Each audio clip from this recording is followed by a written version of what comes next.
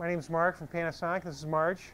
We're going to cover today at J&R's Lunch and Learn, talk about televisions today. How to determine what screen is best for your room size. One is determining where you're going to sit when you choose a new TV set. It might be the exact same seating position you are now. When you come into the store, what's a good rule of thumb? It's not perfect. It's a rule of thumb. Is take the screen height and triple it. It's going to give you an idea. Like on a 50-inch, it might be 8 feet. Multi-HDMI inputs, VeriLink. You can hook up multitude of devices. You can hook up a DVD recorder. You can hook up your home theater system. You can hook up your HD camcorder. You can hook up a Blu-ray disc player. As long as we've got an HDMI connection going, it's all one touch with one remote, making things a lot easier. What's the HDMI? It's just a simple one-cable solution. So instead of, like we did a year ago, having how many cables do I need to plug in this item, 3 cables, 5 cables, what's the story? It's one cable. One cable carries all the information to each product. So if you're plugging in, like we have a Blu-ray player up front, it's just a Blu-ray player to the TV with one cable. Also PC input, so that you could actually do what we're doing here right now, which is hooking up our computer right to the television, and we're doing a little slideshow for you right off of TV. So if you have, if you have a laptop, you can actually do it right in your, wherever you watch your TV normally, you can do some work right on your TV, especially towards the end of the evening, if you wanted to. So instead of looking at a small screen, you can look at a 46, 50, or 58-inch screen. 100,000 hours to half-life on the display, which is longer than anybody in the industry. So if it's longer than anybody, I think you might want to say it could be the most durable display out there. The plasma television will actually last you 100,000 viewing hours, and that's before it starts to dim. Let's put it in real world that most of us would understand. The CRT picture tube that we've had in our house for the last 50 years, half-life on that's roughly 10 years. So this set's actually 3 times more durable than what you've currently had most of our life. Energy efficiency, that's brought up a lot, has been for many years. Talked about how much power the plasma or TV sets consume. It's actually an independent retailer called Crutchfield went out there, and they do all this stuff online a lot. And they did a great job measuring every brand of TV set that they carry and how much power it really uses. And based on power consumption under real world, not the TV set turned on in a complete white screen, watching movies. We're as energy efficient as any LCD TV set, and in some cases we're more energy efficient. Our entire line is Energy Star rated. It's a 52-inch Sharp. It's going to roughly run you about $5 a month to run. Our 1080p is $4.82, an 18-cent difference.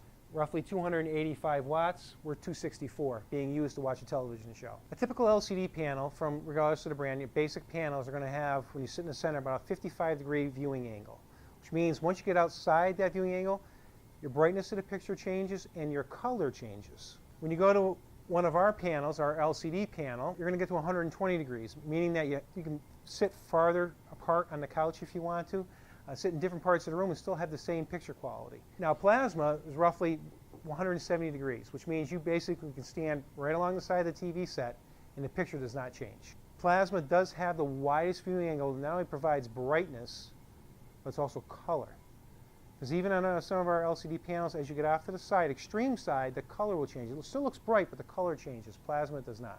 Some of the video games that the kids play, or any of us play, I shouldn't say kids, I play video games too, there's some scenes, the person that might be after you could be in this dark, shadowy area, but because the picture won't resolve, you can't see that person, next thing you know, your game's over.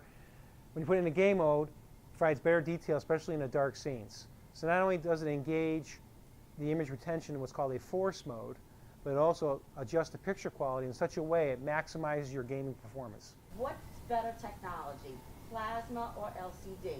The only time you're ever really seeing 1080p through 1080p is if it's a still image.